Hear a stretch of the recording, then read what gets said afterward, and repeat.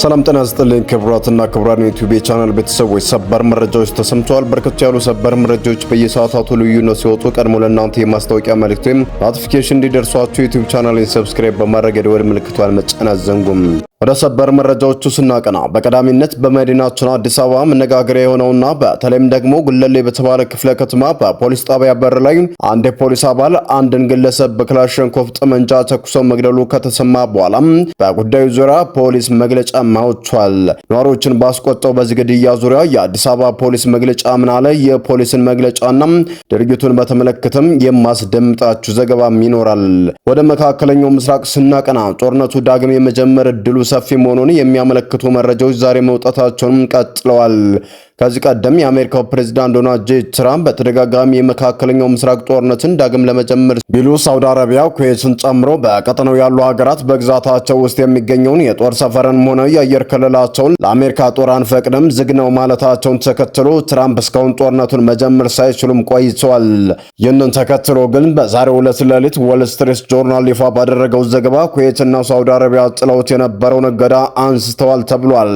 ይህንንም ተከትሎ ትራምፕ ሌሊቱን በሰጡ መግለጫም ጦርነቱን ዳግም ጀምረዋል ብሏል። እንዲሁም ደግሞ የአሜሪካ የጦር መርከቦች ምናልባትም ዛሬ ፍቃድ ከተሰጠው ከነገ ጀምሮ እያጀቡ የንግድ መርከቦችን ያሳልፋሉ ሲሉም ገልጸዋል። ኢራን በበኩሏ አሁንም ቢሆን መግለጫ አንድ ነው። ሆርሙዝ የባህር ወሽመጥ ከዚህ በኋላ የምደራደርበት አይደለም፣ የኢራን ንብረት ነው። ወደ ንብረታችን ወደ ግዛታችን የሚገባን ደግሞ እንመታለን ስትል ኢራን ማስታውቃለች። ውጥረቶች እጅግ በተባባሱበት በአሁኑ ሁኔታ የኢራኑ መንፈሳዊ መሪ አቶ ሙሻታባ ካሚኒ የቅርብ አማካሪ ሙሽታባ ካሚኒ አቋም ይፋ ያደረጉ ሲሆን ይኸውም የሆርሙዝ ባህረ ሰላጤ ጉዳይ በተመለከተ ከአሜሪካ ጋር ምንም አይነት ድርድር እንደማንቀመጥና ሆርሙዝ ወሽመጥ የኢራን ንብረት መሆኑን አሜሪካ ካላመነች በስተቀር ድርድር የሚባል ነገር የለም ብላለችም ኢራን።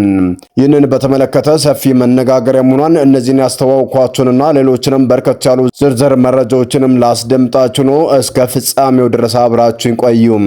በቅድሚያም በአዲስ አበባ ከተማ ከተሰማ አሳዛኝ ዜና ጀምራለሁ። በመዲናችን አዲስ አበባ አንድ የፖሊስ አባል አንድ ግለሰብ በፖሊስ ጣቢያ ደጃፍ ላይ መግደሉን ተከትሎ በርካቶች ቁጭት ያሰሙ ሲሆን የአዲስ አበባ ፖሊስም የፖሊስ አባሉን በቁጥጥር ስር ማዋሉን አስታውቋል። የሰው ሕይወት ያጠፋው የፖሊስ አባል በቁጥጥር ስር ውሎ ምርመራ እየተጣራበት መሆኑ ነው የአዲስ አበባ ፖሊስ ዋና ጠቅላይ መምሪያ ምሽቱን ባወጣው መግለጫም ያስታወቀው። የአዲስ አበባ ፖሊስ ዋና ጠቅላይ መምሪያ ሚያዝያ 29 ቀን 2018 ዓ.ም በአዲስ አበባ በጉለሌ ክፍለ ከተማ ወረዳ ከቀኑ 10:40 ላይ አቶ ተገኘ ባልቻን በክላሽንኮቭ ጠመንጃ የገደለው ረዳት ሳጅን ማቴዎስ ተመው የተባለው የፖሊስ አባል በቁጥጥር ስር ውሎ ምርመራ እያጣራበት መሆኑ ነው ያስታወቀው። የአዲስ አበባ ፖሊስ አደረኩት ባለው ማጣራትና በደረስኩበት ምርመራ መሰረት ከዚህ ቀደም በሟችና በፖሊስ አባሉ መካከል ጠብ ተፈጥሮ አቶ ተገኝ በፖሊስ አባሉ ላይ ባደረሰበት ጉዳት ታስሮ በቁጥጥር ስር ውሎ እንደነበርና በኋላ መለቀቁን ያስታወቀ ሲሆን የአዲስ አበባ ፖሊስም በመግለጫው ሲቀጥልም ይህ በእንዲህ እንዳለ ታዲያ በዕለቱ ሟች በሌላ ወንጀል ተጠርጥረው በፖሊስ ተይዘው ወደ ፖሊስ ጣቢያ ከሄዱ በኋላ ከመኪናው ወርደው ወደ ውስጥ እንዲገቡ ሲጠየቁ አልገባም በሚል ግብግብ በመፈጠሩ በአካባቢው ግርግር አጋጥሞ እንደነበረም ፖሊስም ገልጿል። ምንም እንኳን ግለሰቡ ከፖሊስ አባላት ጋር ግርግር መፍጠራቸው ተገቢ ባይሆንም የፖሊስ አባሉ የፈጸመው ዘግናኝ ድርጊት ግን ፈጽሞ ተቀባይነት የሌለውና የሰብአዊነት ድርጊት መሆኑንና ፖሊስ ከቆመለት ዓላማ በተቃራኒ የተፈጸመ በመሆኑ ተቋሙን የማይወክል መሆኑን የአዲስ አበባ ፖሊስ ዋና ጠቅላይ መምሪያ በወጣው መግለጫ ይፋ አድርጓል። የአዲስ አበባ ፖሊስ ግለሰቦች ላይ የሚፈጸም መሰል ድርጊቶችን ፈጽሞ የማይታገስ መሆኑንና የግድያውን ምርመራ ውጤት በቅርቡ ለሕዝብ እንደሚያሳውቅ ይህንን የፈጸመውን ግለሰብም በቁጥጥር ስር እንዳዋለውም ገልጸዋል። በተፈጠረው ድርጊት የአዲስ አበባ ፖሊስ ጠቅላይ መምሪያ የተሰማውን ሐዘን ይገልጻል ያለው መግለጫው በዚህም ለሟች ቤተሰቦች፣ ለዘመድ አዝማዶቹና ጓደኞቹ በሙሉ መጽናናትን እንመኛለን ሲል ነው የአዲስ አበባ ፖሊስ በመግለጫው ያስታወቀው። ወደ ውጭ ዜናዎች ስናቀና በመካከለኛው ምስራቅ በአሜሪካና በኢራን መካከል ያለው ጦርነት 70ኛ ቀኑን የያዘ ሲሆን የተኩስ አቁም ስምምነቱ ደግሞ 31ኛ ቀኑ በያዘበት በዚህ በዛሬው ዕለት የዲፕሎማሲያዊ ሂደት እጅግ አሳሳቢ በሆነ የጥበቃና የውጥረት ሽኩቻዎች ውስጥ ገብቷል። የዜና ወኪሉ CNN ዛሬ ሌሊቱን እንደዘገበው የአሜሪካ ፕሬዝዳንት ዶናልድ ጄ ትራምፕ ጥቃታቸውን መልሰው ለመጀመር እያሰቡበት ባለው በአሁኑ ሰዓት ለCNN ለሲኤንኤን የዜና ወኪል በሰጡት ቃለ ምልልስ አስተዳደራቸው ግጭቱን ለማቆም አቅዶ ስላቀረበው አዲስ የሰላም ሐሳብ ከኢራን በኩል እስከ ዛሬ ምሽት ድረስ የሰላም ሐሳቡን ምላሽ ከኢራኖች እየጠበቅን ነው ብለዋል። ፕሬዝዳንቱ ለሲኤንኤን ጋዜጠኛ ክሪስቲን ኮልምስ በሰጡት ማብራሪያም በዛሬው ዕለት ምሽት አንድ ደብዳቤ ደርሶናል ብለዋል። አስበን ነበር፣ ነገር ግን እስካሁን ድረስ አልደረሰንም ብለዋል።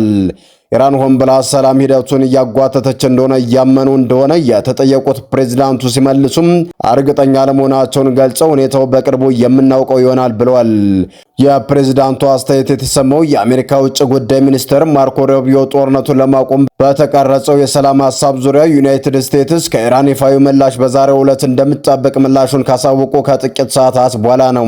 ይህ አሜሪካ ለኢራናውያን የላከችውና በመገናኛ ብዙሃን ዘንድ በሰፊው እየተነጋገሩበት ያለው 14 ነጥብ የመግባቢያ ሰነድ ሙሉ ይዘት በይፋ ባይታወቅም የተለያዩ የአስተዳደር ባለስልጣናት እንደሚጠቁሙት ግን የኒውክሌር የጦር መሳሪያ ባለቤትነት ጉዳይ የሰነዱ ዋነኛ አካል ነው ተብሏል። ሰነዱ ኢራን ዩራኒየም የማበልጸግ ስራዋን ሙሉ በሙሉ እንድታቆም የሚጠይቅ መሆኑንም ተነግሯል። በተጓዳኝ አሜሪካ በኢራን ላይ የጣለችውን የባህር ላይ እገዳ የምታነሳበትና ኢራንም ያለምንም ቀረጥና ክፍያ ሁሉንም ሀገራት መርከቦች በሆርሙዝ የባህር ወሽመጥ በኩል በነፃ እንዲተላለፉ የምትፈቅድበት ሁኔታዎችን ያካተተ መሆኑንም ታውቋል። የዜና እስከተጠናከረበት ጊዜ ድረስ ሰነዱ ይህንን ይዟል የሚል ይፋዊ መግለጫም የለም። ፕሬዝዳንት ዶናልድ ጄ ትራምፕ ምሽቱን ይደርሰናል ብለው አሁን በአሜሪካ አቆጣጠር ኮለሌት ያለፈ ሲሆን እስካሁን ድረስ ፕሬዝዳንቱ ምንም አይነት ሐሳብ እንዳልደረሳቸው መገናኛ ብዙሃንም ዘግበዋል። በሌላ በኩል ኢራን የአሜሪካን የሰላም ሐሳብ በራሷ ጊዜ እየመከረችበትና የመረመረችው እንደምትገኝና አሜሪካ ላስቀመጠችው የጊዜ ገደብ ፈጽሞ ትኩረት እንደማትሰጥና ትራምፕ እንደሚሉት ዛሬ ማታ ነገ ማታ የሚሉት ነገር የለም፣ እያየሁት ነው፣ ከተመቸኝ መልሳለሁ ብላለች። የኢራን የውጭ ጉዳይ ሚኒስቴር ቃል አቀባይ እስማኤል ባጋይ እንዳረጋገጡት ኢራን የቀረበላትን ሐሳብ በጥልቀት እየገመገመች ነው ብለዋል። የኢራኑ ፕሬዝዳንት መስዑድ በበኩላቸው አገራቸው በጋራ መከባበርና በኢራን ጥቅሞች ላይ የተመሰረተው ወዳጅነት ከሌሎች ሀገራት ጋር ለማጠናከር እንደምትሰራ ገልጸው ሆኖም ግን ማንኛውም አይነት የቀኝ ግዛት አዝማሚያዎችን ፈጽሞ ኢራን አትቀበልም፣ አጥብቃም ትቃወማለች ሲሉ አስጠንቅቀዋል።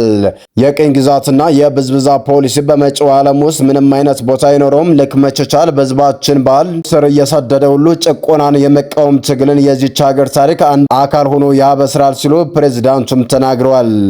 የአሜሪካ ማዕከላዊ ሴንቲኮም የኢራን ባንዲራ በሚያውለበልቡና መረጃ ሰጭ መሳሪያዎችን አጥፍተው በድብቅ በሚንቀሳቀሱ ሲስታርሶትና ሴቪድ በተባሉ ሁለት የነዳጅ ጫኝ መርከቦች ላይ ጥቃት መፈጸሙን አስታውቋል።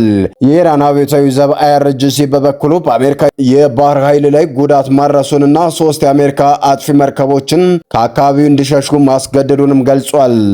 ኢራን የሆርሙዝ ወሽመጡን መቆጣጠር የኒውክሌር ቦምብ ከመታጠቅ ጋር እኩል ነው ስትል ስፍራውን ለድርድር እንደማታቀርብም በድጋሚም አረጋግጣለች። በአሜሪካና በኢራን መካከል ያለው ግጭት እየተካረረ በመምጣቱ የዓለም የነዳጅ ዋጋ በከፍተኛ ሁኔታ አሻቅቧል።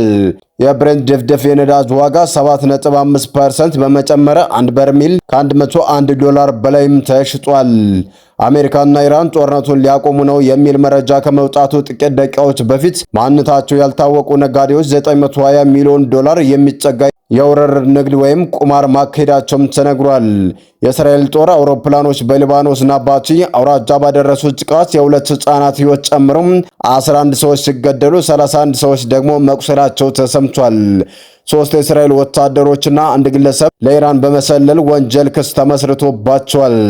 ፕሬዝዳንት ትራምፕ የአውሮፓ ህብረት በአሜሪካ ምርቶች ላይ ጣለውን ታሪፍ እስከ ሐምሌ 4 ቀን ድረስ ወደ 0 ካላወረደ በአውሮፓ ምርቶች ላይ 30% ታሪፍ እንደሚጭሩ አስጠንቅቀዋል።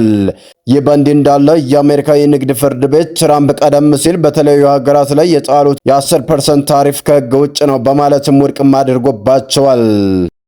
ሰላም የተወደዳችሁና የተከበራችሁ የሚዲያችን ቤተሰቦች ለሰዓቱ የነበሩን መረጃዎች እነዚህን ይመስሉ ነበር። በሌላ መረጃዎች እስከምንገናኝ በያላችሁበት ሰላም ቆዩልን።